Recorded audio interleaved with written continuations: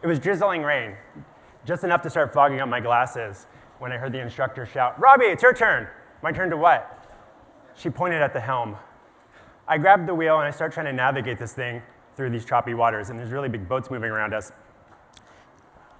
I had just met a bunch of these classmates a couple of hours earlier in the sailing class, and already I have to be the first person to go. And the wind starts to pick up. I get a little nervous. I try to stay calm. I really do. But I can feel this nervous energy starting to build up inside of me, not unlike right now. And I realize that this isn't going to be as easy as I thought. And I think about this a lot because it's very similar to maintaining our Rails apps. Rails 8 sounds great, but how many people are like so far behind that that's not even likely to happen anytime soon for them? So when you think about working on your existing applications, there's this sense of, you get thrown in the deep end, and you're having to make choices while you're still learning the ropes. There's no manual, there's no safety nets, and you definitely don't have a sailing instructor nearby. I should pick this up. There we go. All right. Now, I always thought learning to sail would be this relaxing experience. Just drifting calmly across the calm seas. Actually, if you can do a little bit of experiment with me, I'm going to ask you all to close your eyes. Can you all do that? This will actually only work if everybody actually closes their eyes, and I'm going to steal your money. So close your eyes. So imagine it with me. Go ahead. With your eyes closed, imagine yourself sailing on a gentle sea. The water is like glass. A little bit of guided meditation here. The sun is warm on your skin. There's no worries. There's no product backlogs. Just peace, quiet, and a steady breeze. And now imagine yourself running the following command: bundle, update, -- all. And you can open your eyes. Who does this resonate a little too close to home for them? Let me see your hands, and you're out there. Yes, Rails is wonderful to work with. Its elegance, its simplicity, but maintaining our apps can sometimes feel like a slog. Sometimes feel like we're navigating some really rough seas with our teammates. Sometimes we're on our own.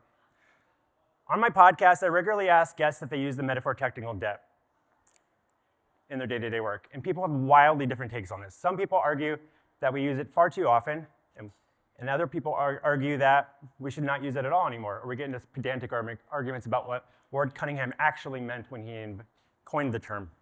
Personally, I worry that it's an overused term and become a bit of a catch-all bucket.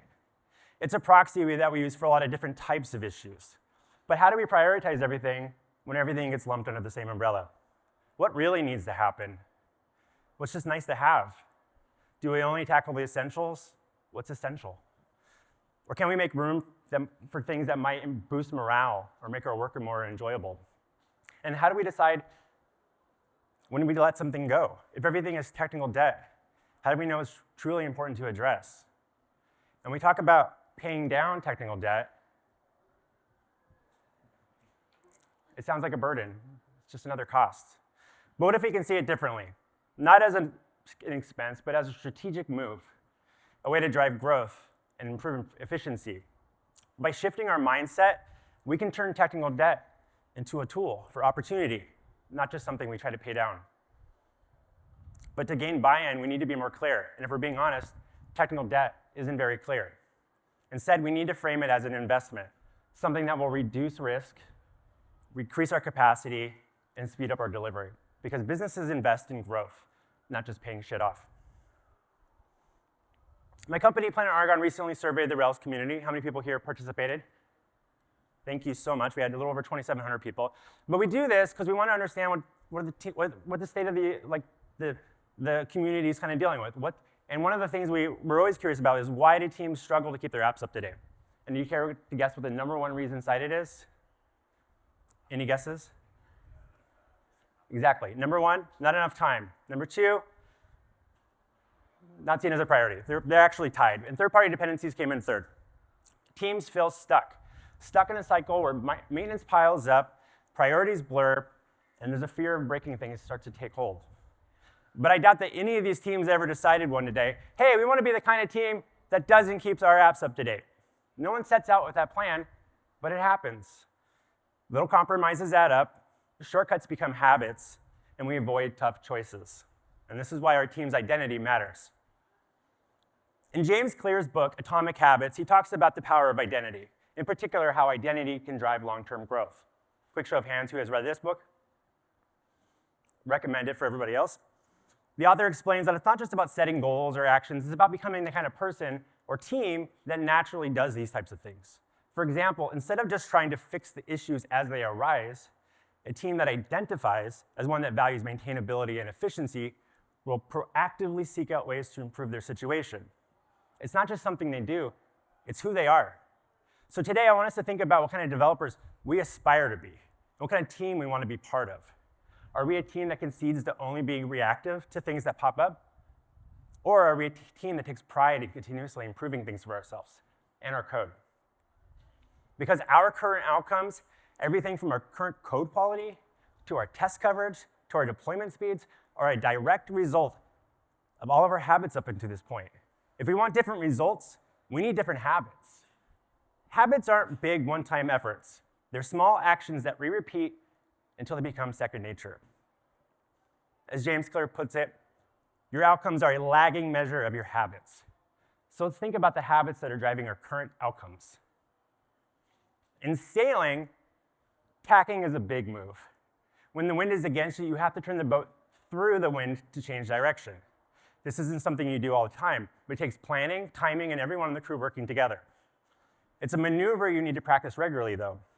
Everyone on board needs to understand their role and be ready to execute when the time comes. But habits help with the small, continuous improvements. But when the wind is not working in our favor, we must be prepared for a bigger move, a tack. In our Rails apps, tacking could look like deciding to refactor a major piece of code, switching our test suite to a different, maybe we're going to get rid of RSpec or one way or the other, tackling some of that other tech debt head on. These are not small tweaks. They're deliberate, strategic moves. We don't tack every day.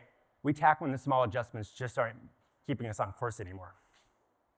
So let's examine some common technical challenges that teams are facing with their Rails apps, along with a few that you might not expect.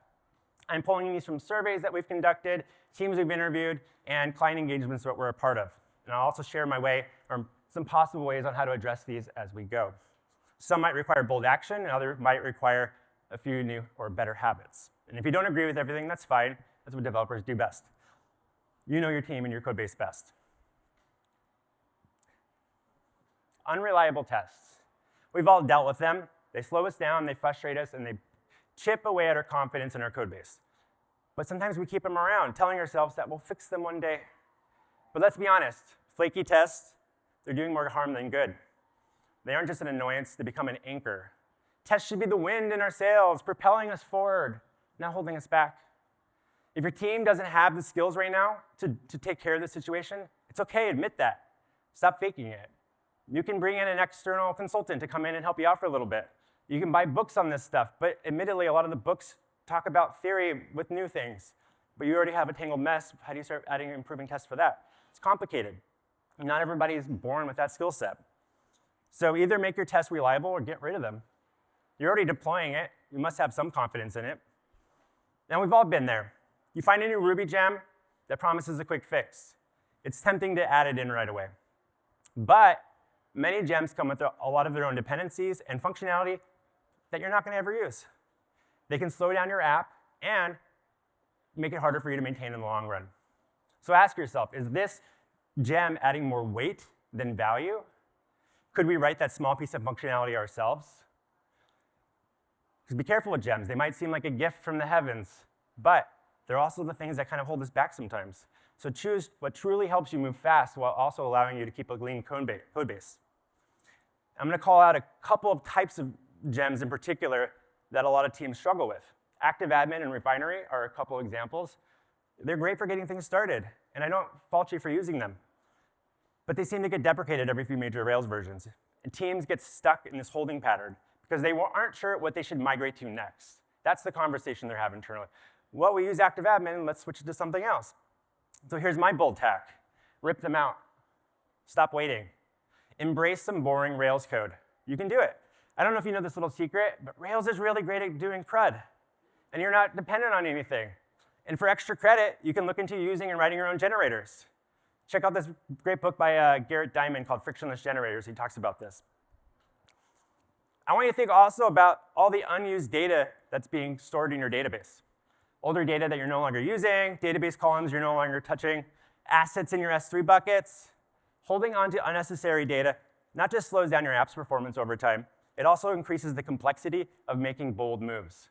Be like migrating between libraries, tools, third-party services, not to mention it could potentially expose you to security risks and privacy concerns with clients' customer data that you promised you deleted at some point, but it's still there, we know it. So what can we do to delete? What can we delete? So ask yourself, is there stuff that we can be getting rid of in our systems?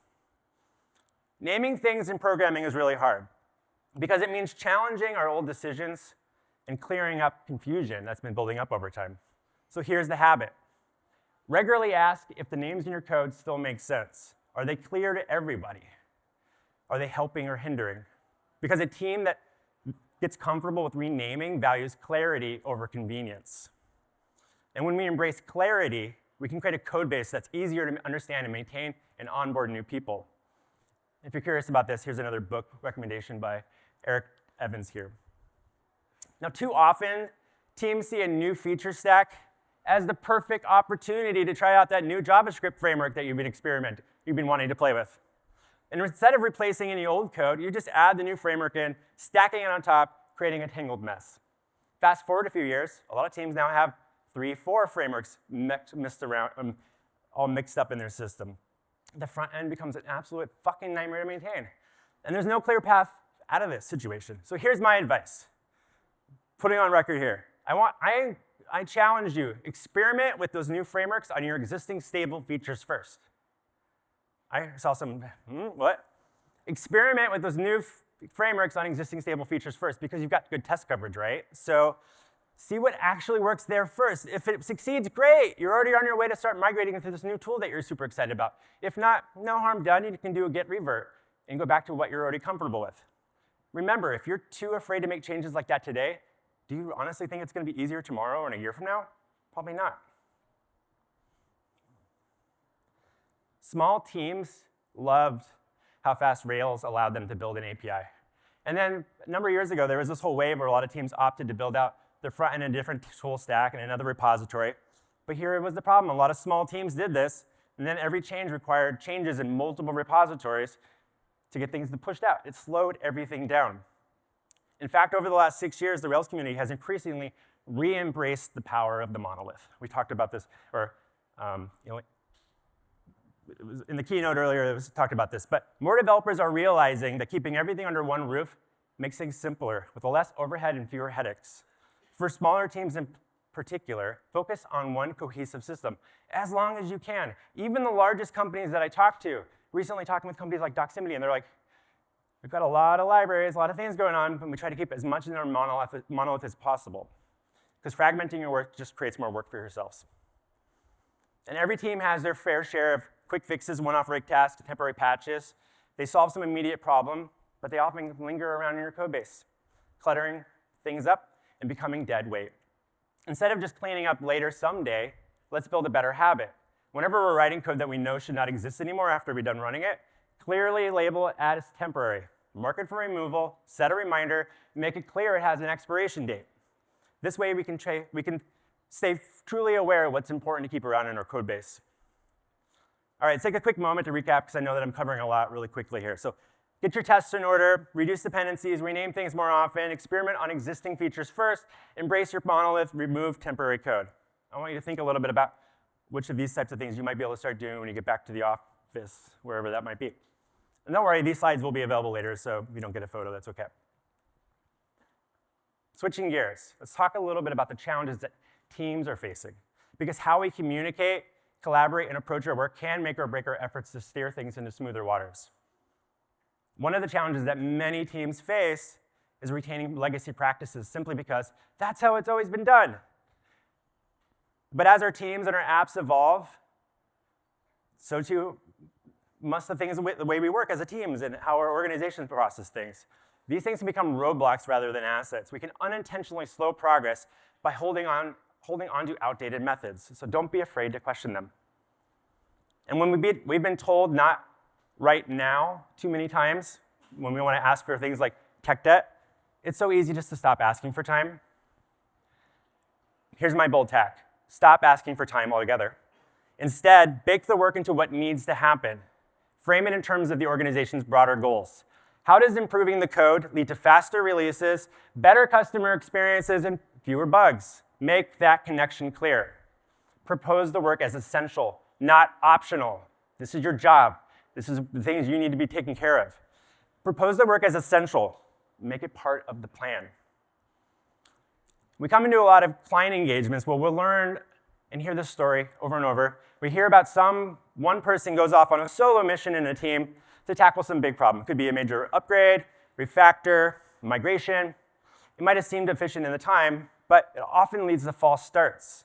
We've all seen those Git branches that go lingering for 8 months with no one sure where things left off or how to pick them back up. Worse, that person gets burnt out or gets a new job, and then that knowledge is lost. This doesn't help your team, doesn't help your app or the organization. The bold tack, avoid heroic solo missions, one framework or not. Make collaboration a habit. Pair up on the big tasks, share knowledge openly, and don't let progress depend on just one person. Are we the kind of team that tackles problems together, or do we have to rely on lone heroes? Let's build a culture where no one sails alone. Many teams fantasize about a clean slate, a full rewrite of their app, Rails new, or some other tech stack. It feels like the easy way out, but it rarely is. So here's the bold tack. Commit to never rewriting your app. Treat it like it's the last fucking application you're ever going to work on for the rest of your life. Instead of starting over, focus on making it better every day. Refactor what you have. Improve it piece by piece. Rewrites often fail because we underestimate the complexity and overestimate the benefits. So make the decision now. No rewrites, just continuous improvements. And teams have a habit of making decisions with the assumption that there's going to be a bigger team one day, which just leads to unnecessary complexity. We often assume growth because businesses are supposed to grow. But what happens when our development team stays the same size or even shrinks? What do we do then? Instead of over-engineering, focus on what your current team needs. Simplify things where possible. Do this over and over. Because a lean and efficient code base is going to be easier for you to maintain no matter the team size. And as developers, we can get so frustrated with legacy code, changing priorities, conflicting priorities, endless backlogs, and it often feels like nobody's listening. But blaming the business creates a divide. It stops progress. What if we change the story? We need to realize that we're on the same damn team. How can we align our work with their goals and see them as our goals and move things together, move forward together? And while it might seem obvious, and I'm very guilty of this myself, we need to shine more light on our small victories. Many teams feel stagnant, not because they aren't making progress, but because they aren't celebrating it. Recognizing these small wins keeps momentum going and reminds us of the progress that we're making every day.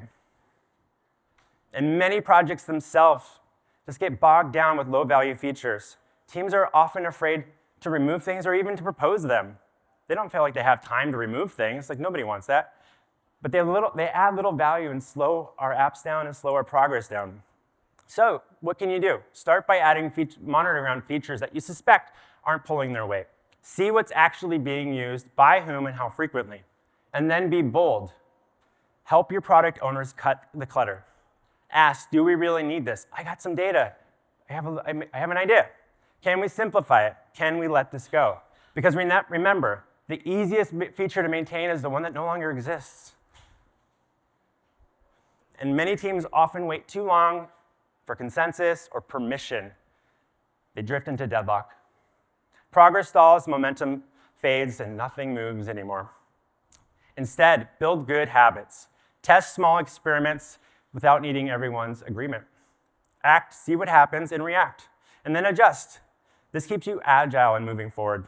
These habits also prepare you for those big, bold tacks. Because when the stakes are high, you're ready because you've built trust and a strong collaborative culture. So ask yourselves, are we stuck in deadlock? Or are we building habits to steer through any challenge.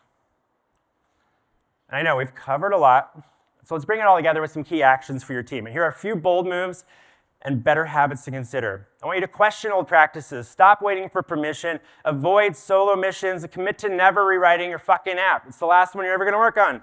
Optimize for your current team and celebrate the small wins. And regularly ask, can this get removed? Do we still need this? These are actual tangible things you can start doing right now. And you don't even need, I gave you permission to start doing this. See, Robby said, there's a slide. You can download this. And I get it. We could spend all freaking afternoon listing the many challenges and excuses that we encounter and the excuses that we make ourselves. I'm curious, how many of you are experiencing at least 2 of these issues right now? Can I see a show of hands? Come on, raise them up. Now look around at each other, make eye contact with a stranger and smile at them. Say, we're doing this together. We're dealing with these battles. Let me see those hands again. Oh, I wish I had my camera. All right. These are the people with problems. And if you see someone that didn't raise their hand, go ask them what their secret sauce is. All right. So as we wrap up, I'm going to leave you with a little bit of homework. I want you to take these questions back to your team. This isn't a thought exercise. This is a call to action. Can we do it? All right. I want you to start a conversation with your team, because what we need. Send a Zoom meeting invite. Everybody will be super excited. But I want you to talk about who you are as a team and who you seek to become as a team. I want you to confront the obstacles and challenge the excuses and set a course towards smoother waters. Step 1, think about the team you aspire to be, not just in name, but in action. What daily habits would they practice? Try thinking about it in the third-party perspective. This helps so much. Would they make time for more consistent code reviews? Would they actively try to reduce dependencies? Would they pair up on major refactorings? Would they prioritize better documentation than you're currently producing? Would they delete that shit that should have gotten deleted years ago? Define your ideal and then start building towards becoming that team. 2, stop seeing challenges as burdens. Reframe them as opportunities. If managing microservices is overwhelming your team, see it as an opportunity to reduce overhead and unify your approach. If your test suite is unreliable, see it as an opportunity and an opening to redefine quality and stability for your team. Ask yourselves, how would that ideal team approach these things? How would they turn these pain points into progress? Use every problem as a prompt for growth, not as an excuse to stay stuck. And great teams know when to make bold moves. Look at where your Rails app is slowing you down, or your framework and platform in general. Do you need to refactor your service objects? Do you need to migrate to that new modern JavaScript that promises everything? Do you need to rip out the last 3? Do you need to rethink your deployment pipeline? Do you need to reconsolidate all those microservices that your team spun off years ago? Ask, what bold moves align with our vision? Which changes will have the most impact? And how would that ideal team approach these bold tasks? Again, think about it in a third-party perspective. It definitely helps. This comes back to the Atomic Habits book. Once you've done that, identify your challenges and bold moves, and then commit to them.